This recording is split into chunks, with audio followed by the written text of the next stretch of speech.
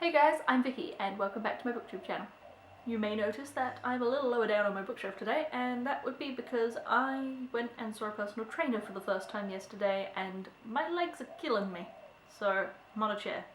Today I have a book review for you guys and it will be spoiler free, but there will be a discussion coming later in the week as well so that you can discuss it to your heart's content in the comments without spoiling it for those people who haven't read it yet. So the book that I'm reviewing today is Alanna, the First Adventure by Tamora. From about the time that I was 11 up until the last year or so, I reckon this would have been my absolute favourite and I would have given it 5 out of 5 stars on whatever rating you gave to me.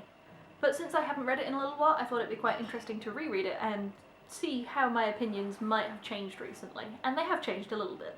Don't get me wrong, I still love this book, but just not quite as much as I used to. Alanna, the First Adventure is the story of a young girl who switches place with her twin brother so that she can go to the palace and learn to become a knight, which females aren't allowed to do, so she has to disguise her gender for it, while at the same time her twin brother learns to become a sorcerer.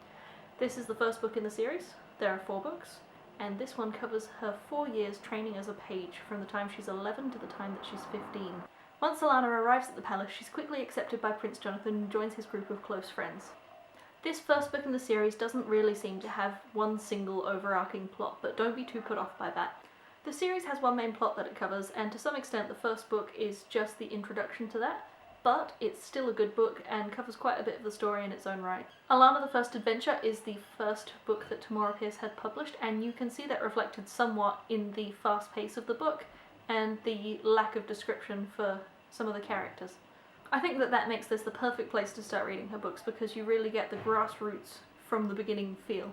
I'd like to be able to tell you more about what happens in the story and help you get to know the book a little bit better before you go pick it up, but unfortunately it's only 216 pages long, so if I say much more I will have given away half the story and you won't want to read it at all.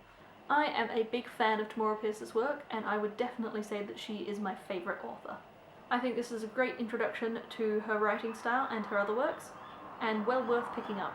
In the past I would have given this book 5 out of 5 stars without even thinking about it, but today I'm going to give it a 4 out of 5. I still love reading it, still love rereading it, and probably always will, but the fast pace means that it's a good setup for the rest of the series, but not necessarily as good a book in its own right as I used to believe.